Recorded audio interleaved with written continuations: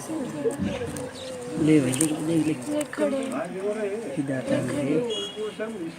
वे खड़े शामिल हाँ पेड़ के नीचे खड़े हैं। सफेद सफेद पजामा पहन पेंट है। हाँ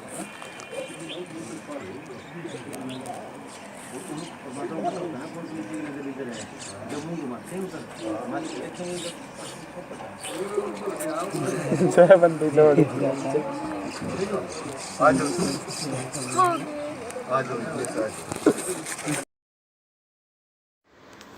सतगुरुदेव की जय हो। भगत समाज को मुंशी भूषण दास का सत साहिब। आज मैं इस वीडियो के माध्यम से आप भगत समाज को बरवाला कांड होने की तिथि 18/11/2014 के पूर्व की घटना चक्र से रूबरू कराने का प्रयास किया हूँ। बरवाला कांड कैसे हुआ, इस कांड का बीज किसने बोया और कब बोया गया, बीज कब अंकुरित हुआ और कब पौधा बना, जिसका फल हम भक्तों को दिनांक 18/11/2014 को बरवाला कांड के रूप में प्राप्त हुआ। इस संबंध में मैं वीडियो के माध्यम से आप जी को जो भी घटना चक्र से रूबरू कराने जा रहा हूँ, इसका मुख्य आधार हाई कोर्ट चंडीगढ़ के डिवीज़न बेंच का आदेश फलक का प्रति है। आदेश फलक का प्रति मुझदास से मिलकर प्राप्त कर सकते हैं। मैं पुनः आप सभी का ध्यान खींचना चाहूँगा कि यह वीडियो बरवाला घटना घटित होने के पूर्व का घटना चक्र को दर्शाती है। घटना घटित होने के बाद का घटना चक्र इस वीडियो के तीसरे पार्ट में दर्शित की जाएगी, ताकि वीडियो अत्यधिक लंबी नहीं हो। घटना के पूर्व का घटना चक्र को 2 भागों में वीडियो बनाई गई है। अब मैं अपने प्रसंग पर आता हूँ। प्रसंग है बरवाला घटना घटित होने के पूर्व का घटना चक्र।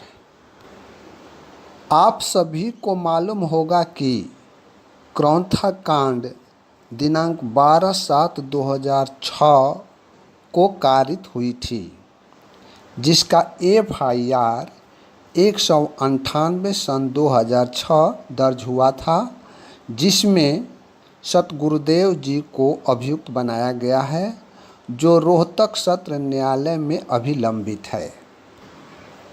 आप सभी यह भी ध्यान में रखेंगे कि क्रौंथा कांड में गुरु जी को हाई कोर्ट चंडीगढ़ के सिंगल बेंच ने पारित आदेश दिनांक 2/4/2008 के माध्यम से सतगुरुदेव जी को जमानत मिली थी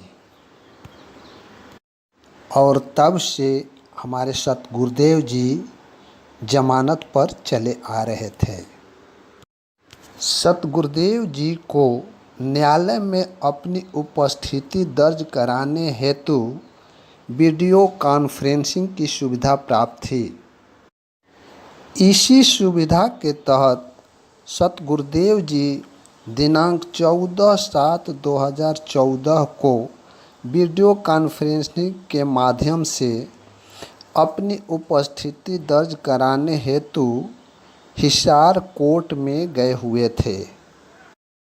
अब यहाँ होता क्या है कि सतगुरुदेव जी के बिना स्वीकृति एवं सहमति के सुमोटो आरएसएस समिति के सदस्यों ने जो काले कपड़े पहन रखे थे, मानव चैन बनाकर सतगुरुदेव जी के सुरक्षा के नाम पर हिसार कोर्ट कैंपस को घेर लिए और अधिवक्ताओं को कोर्ट कैंपस में इंटर करने से रोकने लगे तथा उनका पहचान पत्र अर्थात आइडेंटिटी कार्ड दिखाने को बोलने लगे। जिन अधिवक्ताओं ने अपनी पहचान पत्र नहीं दिखाते उन्हें कोर्ट कैंपस में जाने से रोक देते थे। इस तरह आरएसएस समिति के लोगों ने हिसार कोर्ट एवं वहां के अधिवक्ता के साथ बदतमीजी की, जिसका परिणाम हुआ कि हमारे सतगुरुदेव जी के विरुद्ध 21/7/2014 को हाई कोर्ट चंडीगढ़ ने एक अदालत की अवमानना का केस दायर हुआ, जिसका नंबर 12/2014 है, जो अभी हाई कोर्ट चंडीगढ़ में लंबित है। अदालत की अवमानना वाले केस में हमारे सतगुरुदेव जी नोटिस प्राप्त करने के बाद दिनांक 8/8/2014 को अपने व्यक्तिगत रूप से हाजिर न होकर अपने सीनियर अधिवक्ता श्री R.S. राय, सहायक अधिवक्ता तरुणप्रीत एवं गौतम दत्त के माध्यम से हाजिर हुए। सतगुरुदेव जी का सीनियर अधिवक्ता श्री R.S. राय जी ने एक आवेदन इस अमर का दिया कि सतगुरुदेव जी को आज दिनांक 8/8/2014 को ट्रायल कोर्ट में पेश होना था, इसलिए आज इस कोर्ट में उपस्थित नहीं हो सके। हालांकि सतगुरुदेव जी को व्यक्तिगत उपस्थिति से पेश होने से छूट दी गई थी। अधिवक्ता महोदय ने यह भी सबमिशन किया कि इस कोर्ट का जैसा और जब भी निर्देश होगा कोर्ट के समक्ष सतगुरुदेव जी उपस्थित होंगे।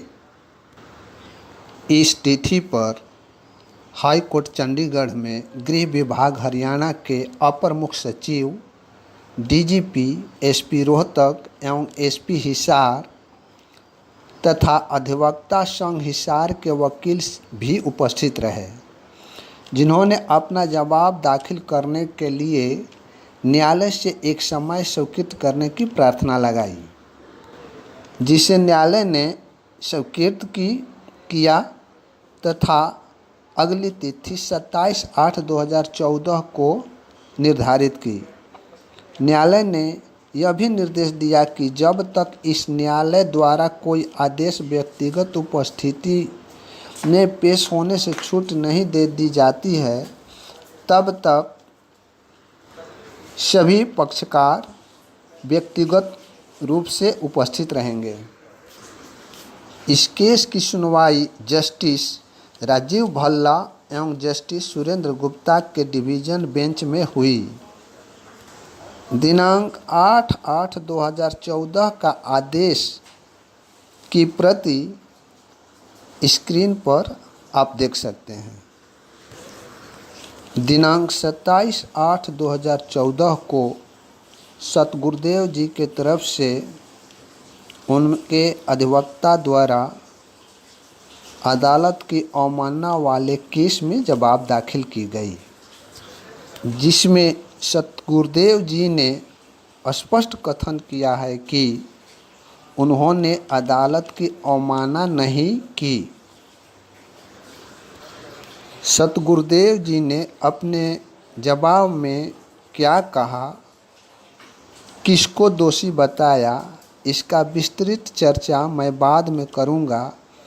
इसके पहले आप ये जान लें कि दिनांक 14/7/2014 को हिसार कोर्ट में जो घटना आरएसएस समिति के लोगों द्वारा कारित की गई, जैसा कि ऊपर बताया जा चुका है, वे लोग पुनः दिनांक 21/7/2014 को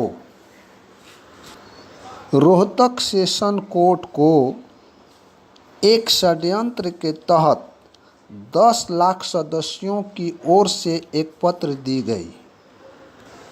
यह पत्र आरएसएस समिति के लोगों ने अपने गलत आशय से एक साजिश व षड्यंत्र के तहत जनबल के माध्यम से कोर्ट पर अपना प्रभाव डालने के उद्देश्य से दी गई और भगत समाज बुद्धिहीन प्राणी की तरह आरएसएस के बहकावे में आकर अपने सतगुरुदेव जी के विरुद्ध वही कर्म करते चले आए जो सतगुरुदेव जी को दुखित करता है।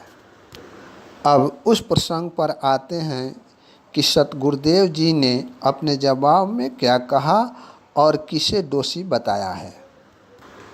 सतगुरुदेव जी ने अपने लिखित जवाब में अभिकथन किया है कि दिनांक 14/7/2014 को जो लोग मानव चैन बनाकर हिसार कोर्ट कैंपस को घेरे रखे थे और अधिवक्ताओं को कोर्ट कॉम्प्लेक्स के अंदर जाने से रोक रहे थे तथा अधिवक्ताओं से पहचान पत्र का मांग कर रहे थे और जुलूस कायम किए थे, वे सब आरएसएस समिति नामक संगठन के सदस्य थे जिसे राम कुमार ढाका द्वारा संचालित की जाती है। इस समिति या इसके सदस्यों से सतगुरुदेव जी को कुछ लेना देना नहीं है तथा इनके सदस्यों या जुलूस में सम्मिलित लोगों पर या इस समिति पर सतगुरुदेव जी का कोई नियंत्रण अर्थात कंट्रोल नहीं रहता है। इस संबंध में समिति के अध्यक्ष राम कंवर ढाका को जवाब देने के लिए न्यायालय में बुलाया जा सकता है। इस तरह हमारे सतगुरुदेव जी ने अदालत की अवमानना वाले केस में अपना लिखित जवाब दिया। आप भगत समाज को ध्यान देने की बात है कि इस केस में 27/8/2014 तक राम कंवर ढाका पक्षकार नहीं थे। गुरु जी के लिखित जवाब दाखिल करने के बाद चंडीगढ़ हाई कोर्ट ने राम कंवर ढाका को पक्षकार बनाया तथा उसके विरुद्ध कारण बताओ नोटिस जारी किया तथा हरियाणा सरकार को निर्देशित किया कि कथित समिति जो राम कंवर ढाका द्वारा चलाई जाने की बात कही जा रही है उससे संबंधित दस्तावेज, उसका संविधान, पता तथा समिति की गतिविधि से संबंधित जानकारी प्राप्त कर न्यायालय के समक्ष प्रस्तुत करें। न्यायालय ने दिनांक 27/8/2014 को सतगुरुदेव श्री रामपाल जी महाराज जी को अगली तिथि पर व्यक्तिगत रूप से न्यायालय में उपस्थित रहने के लिए निर्देश दी गई। साथ ही जिला न्यायाधीश हिसार तथा रोहतक को केस का ट्रायल से संबंधित स्टेज कि उसमें कितने गवाहों की गवाही हुई, इन सब का रिपोर्ट प्रस्तुत करने के लिए लोअर कोर्ट को निर्देश दी गई तथा केस में अगली तिथि 24/9/2014 को निर्धारित की गई। दिनांक 27/8/2014 का आदेश की प्रति स्क्रीन पर देख पढ़ सकते हैं।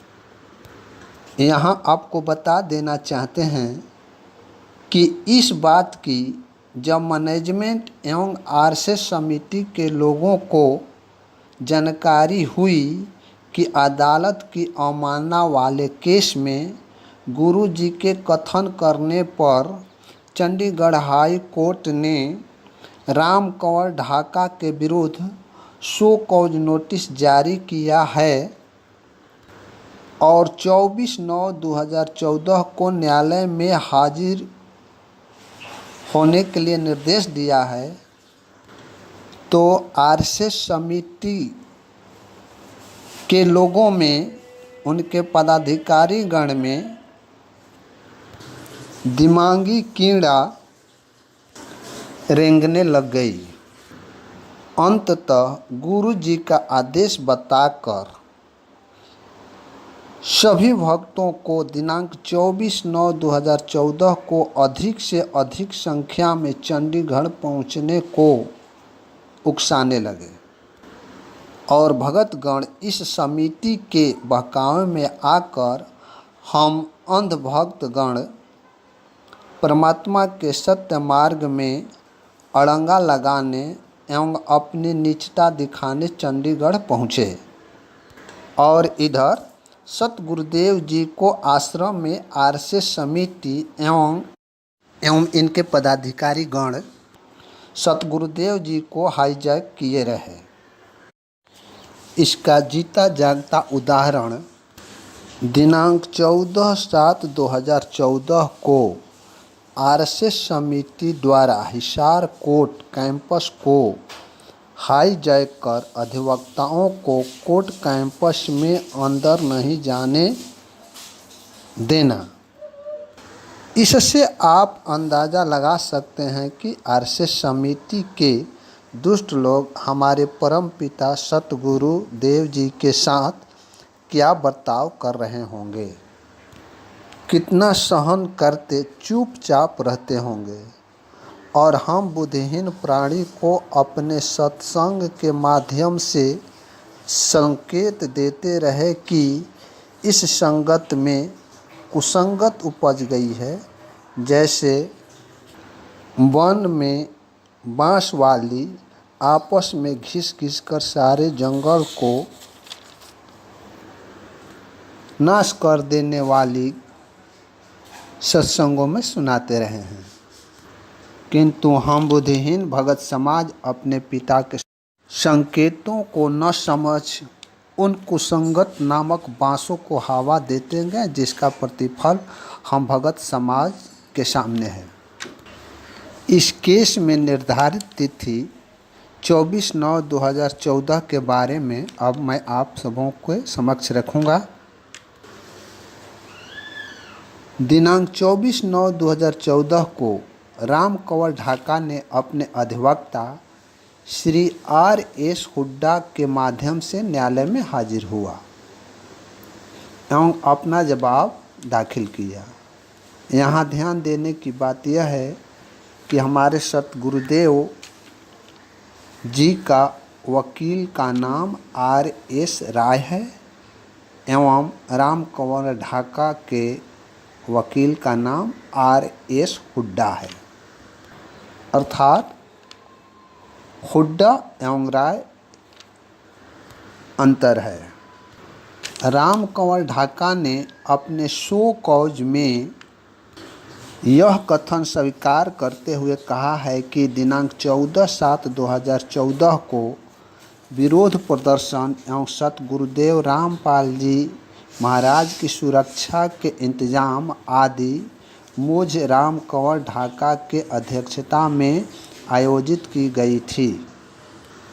गुरु जी ने न तो कोई निर्देश किया था और न ही किसी अनुयायी को हिसार या रोहतक में उपस्थित होने की अपील की है।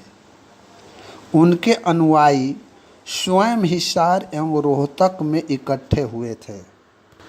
दिनांक 14/7/2014 को हिसार एवं रोहतक की अदालतों में आने और गुरु जी के लिए सुरक्षा की व्यवस्था करने का निर्णय भक्तों द्वारा सामूहिक रूप से ली गई थी।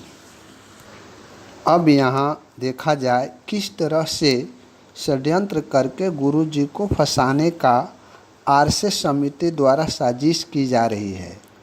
सामूहिक रूप से सारे भक्तों ने निर्णय ली थी, जबकि परमात्मा ने अपने जवाब में स्पष्ट रूप से लिख रखा है कि आरएसएस समिति से किसी भी तरह से वे संबंधित नहीं हैं और न ही हिसार या रोहतक में उपस्थित होने के लिए उन्हें बुलाया।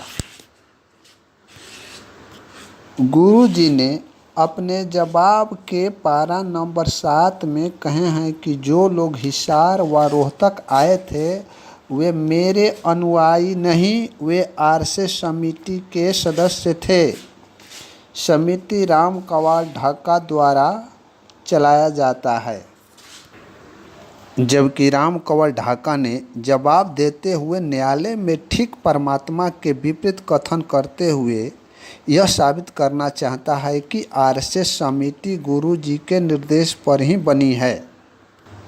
इनका कहना है कि आरएसएस समिति का सभी सदस्य गुरु जी के शिष्य हैं और उनसे नाम दीक्षित हैं तथा बिना गुरु जी से नाम दीक्षा लिए इस समिति का पदाधिकारी नहीं हो सकते हैं। राम कंवर ढाका ने न्यायालय को समिति के व्यक्तियों सदस्यों की सूची दी एवं उन व्यक्तियों एवं सदस्यों का पूर्ण विवरण न्यायालय को देने के लिए अंडरटेक किया कि प्रस्ताव की वे कॉपी भी समिति के बैठक में उपस्थित थे और जिसने हिसार एवं रोहतक की अदालत के बाहर प्रदर्शन किया था। न्यायालय 3 दिनों के अंदर ऐसी विवरण प्रस्तुत करने का अवसर दिया और जब विवरण दी जाएगी तो बैठक में उपस्थित होने वाले सदस्यों को नोटिस दी जाएगी। न्यायालय ने ऐसा कहा। यहाँ ये समझें कि गुरु जी ने अपना जवाब में कथन कर रखा है कि आरएस समिति से गुरु जी को कोई लेना देना नहीं है। ठीक इसके विपरीत राम कंवर ढाका न्यायालय में यह साबित करना चाहता है कि समिति के सारे अधिकारी पदाधिकारी एवं सदस्यगण गुरु जी के अनुयायी ही हैं और उनका पूर्णतः दायित्व है कि वे अपने अनुयायियों पर कंट्रोल रखें तथा रहता भी है। अतः साबित होता है कि समिति गुरु जी के जानकारी एवं स्वीकृति से बनी है। दिनांक 24/9/2014 को हमारे सतगुरुदेव जी हाई कोर्ट चंडीगढ़ में उपस्थित नहीं थे। माननीय अधिवक्ता श्री आर.एस. राय जी द्वारा न्यायालय में मौखिक प्रार्थना की गई कि गुरु जी की तबीयत खराब है, उन्हें बुखार, दस्त एवं कमर में दर्द की शिकायत है, इसलिए वे आज न्यायालय में व्यक्तिगत रूप से हाजिर नहीं हुए हैं। आज के लिए व्यक्तिगत हाजिरी में छूट दी जाए। अधिवक्ता महोदय ने अपने सबमिशन के सपोर्ट में doctor O P. Hooda retired civil surgeon द्वारा जारी मेडिकल सर्टिफिकेट न्यायालय के समक्ष प्रस्तुत किए, जिसका अवलोकन करने के बाद न्यायालय ने ओपिनियन दिया कि मेडिकल सर्टिफिकेट खरीद की गई है ताकि गुरुजी को इस अदालत में पेश होने का बहाना बनाया जा सके। न्यायालय का कहना है कि अदालत किसी के खिलाफ कोई पूर्वाग्रह नहीं होता है, बस अदालत का एकमात्र कर्तव्य सामने रखे गए आदेशों को मनाना होता है। एक लोकतांत्रिक व्यवस्था में हर व्यक्ति से अदालतों द्वारा पारित आदेशों का पालन करने की अपेक्षा की जाती है। ऐसा आदेश न्यायालय ने दिया। अब यहाँ समझा जाए कि न्यायालय में सतगुरुदेव जी तो जाना चाहते थे, मगर वह न्यायालय में जाएं तो कैसे? उन्हें तो आरएस समिति के पदाधिकारीगण ने आश्रम में हाईजैक कर रखा था। न्यायालय ने मेडिकल सर्टिफिकेट जारी करने वाले डॉक्टर ओम पी हुड्डा के विरुद्ध शो कॉज नोटिस जारी किया कि दिनांक 22/9/2014 को आपके द्वारा जारी मेडिकल सर्टिफिकेट को जांच क्यों नहीं की जानी चाहिए। यदि यह पाया जाता है कि प्रमाण पत्र गलत है तो फिर आप दोनों यानी गुरुजी एवं डॉक्टर ओपी हुड्डा पर अभियोग सुनिश्चित किया जाएगा। न्यायालय की डिवीज़न बेंच ने गुरुजी एवं डॉक्टर ओपी हुड्डा तथा आरएसएस के पदाधिकारीगण को निर्धारित तिथि 5/11/2014 को अवश्य उपस्थित रहने के लिए निर्देश देते हुए कहा कि यदि उपस्थित रहने में विफल रहते हैं तो न्यायालय कानून की ज़बरदस्त प्रक्रिया का सहारा लेने के लिए विवश होगा। ये आदेश न्यायमूर्ति राजीव भल्ला एवं सुरेंद्र गुप्ता जी के डिवीज़न बेंच का आदेश दिनांक 24/9/2014 को आप स्क्रीन पर देख पढ़ सकते हैं। यहाँ आपको बता देना चाहते हैं कि अदालत अवमानना वाले केस में दिनांक 24/9/2014 के बाद दिनांक 5/11/2014 को सुनवाई हेतु तिथि निर्धारित हुई।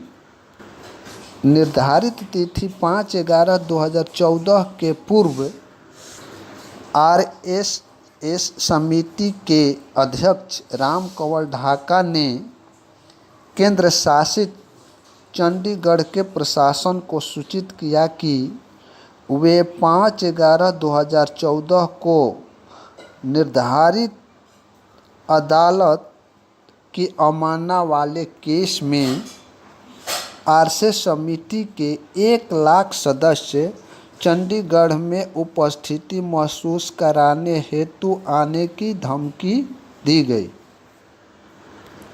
जिसका परिणाम हुआ कि केंद्र शासित चंडीगढ़ प्रशासन ने हाई कोर्ट चंडीगढ़ में अदालत की अवमानना वाले केस में एक क्रिमिनल मिसलेनियस जिसका नंबर 33,461 सन 2014 दिनांक 2/11/2014 को फाइल की गई, जिसमें प्रशासन द्वारा न्यायालय से प्रार्थना की गई कि शांतिपूर्ण शहर चंडीगढ़ में यदि 1 लाख लोग आएंगे तो निश्चित रूप से अराजकता पैदा होगी, इसलिए हरियाणा एवं पंजाब राज्य को कुछ दिशा निर्देश जारी की जाए और साथ ही पर्याप्त मात्रा में पुलिस बल प्रदान कराई जाए ताकि उत्पन्न होने वाली परेशानियों से सुगमता से निपटा जा सके। न्यायालय ने पंजाब के एडवोकेट जनरल एवं हरियाणा के एडवोकेट जनरल को नोटिस दिया तथा कोर्ट की सहायता हेतु एक एमिकस क्यूरी श्री अनुपम गुप्ता को नियुक्त किया। राम कंवर ढाका एवं उनके अधिवक्ताओं को नोटिस देने की पूरी कोशिश की। 3/11/2014 को पारित इस अदालत के निर्देशों के अनुसार रजिस्ट्री कार्यालय हाई कोर्ट चंडीगढ़ ने राम कंवर ढाका पर नोटिस जारी करने का काफ़ी प्रयास किया, किंतु राम कंवर ढाका द्वारा लिखवाई गई 3 मोबाइल नंबरों में से 2 नंबर स्विच ऑफ पाया गया और तीसरा मोबाइल नंबर नॉट अवेलेबल पाया गया। इस स्थिति में न्यायालय ने केंद्र शासित चंडीगढ़ प्रशासन के आवेदन पर दिनांक 4/11/2014 को सुनवाई किया। राम कंवर ढाका के अधिवक्ता आर.एस. हुड्डा जी के प्रॉक्सी अधिवक्ता रविंद्र मलिक एवं गुरु जी के अधिवक्ता न्यायालय में उपस्थित हुए। आर.एस. हुड्डा के प्रॉक्सी अधिवक्ता रविंद्र मलिक का कथन है कि आर.एस. हुड्डा जी कैंसर से पीड़ित हैं, जिनका इलाज चल रहा है, इसलिए अनुपस्थित हैं। केंद्र शासित चंडीगढ़ प्रशासन के अधिकारी श्री संजीव शर्मा ने न्यायालय के समक्ष कथन किया कि राम कंवर ढाका ने दिनांक 24/9/2014 को अपने शो कॉज में अभिलिखित किया है कि आरएसएस समिति का सभी सदस्य सतगुरुदेव श्री रामपाल जी महाराज का भक्त हैं और उनसे नाम दीक्षा लिए हैं। उन्होंने यह भी अभिलिखित किया है कि कोई भी व्यक्ति बिना सतगुरुदेव जी के भक्त बने आरएसएस समिति का पदाधिकारी नहीं बन सकता। अतः राम कंवर ढाका द्वारा पूर्व में किए गए कथन से यह साफ अनुमान लगाया जा सकता है कि इस स्तर पर न केवल राम कंवर ढाका बल्कि बाबा रामपाल जी महाराज भी आरएसएस समिति के सदस्यों अनुयायियों पर प्रभावी नियंत्रण रखते हैं, जिसके जवाब में गुरु जी के अधिवक्ता ने सबमिट किया कि आरएसएस समिति या उसके पदाधिकारी एवं सदस्यगण पर सतगुरुदेव जी का कोई नियंत्रण नहीं है और न ही सतगुरुदेव जी के इशारे पर आरएसएस समिति द्वारा कोई निर्णय लिया जाता है। न्यायालय ने पक्षों का सुनवाई करने के बाद आदेश पारित किया कि दिनांक 5/11/2014 को अवमानना वाली केस की सुनवाई के सिलसिले में केवल समिति के अध्यक्ष राम कंवर ढाका, सतगुरु श्री रामपाल जी महाराज एवं डॉक्टर ओपी हुड्डा ही उपस्थित रहेंगे। समिति के सदस्य या भगतगण उपस्थित नहीं होंगे। एडवोकेट जनरल पंजाब ने न्यायालय को पंजाब राज्य सरकार की तरफ से आश्वासन दिया कि कमांडो की 2 कंपनियां एवं पुलिस की 2 कंपनियां एवं एडवोकेट जनरल हरियाणा ने पुलिस की 5 कंपनियां देने का आश्वासन न्यायालय को दिया ताकि न्यायालय द्वारा पारित आदेश को प्रभावी बनाया जा सके। उक्त डिवीज़न बेंच द्वारा पारित आदेश दिनांक 4/9/2014 के प्रति को स्क्रीन पर आप देख पढ़ सकते हैं। इसी के साथ इस वीडियो को यहीं पार्ट 1 तक सीमित करते हैं तथा इसके बाद 5/11/2014 तिथि से प्रारंभ करेंगे इस वीडियो के पार्ट नंबर 2 पर। तब तक के लिए इस दास को सत साहेब आप सभी भगत स्वीकार करें।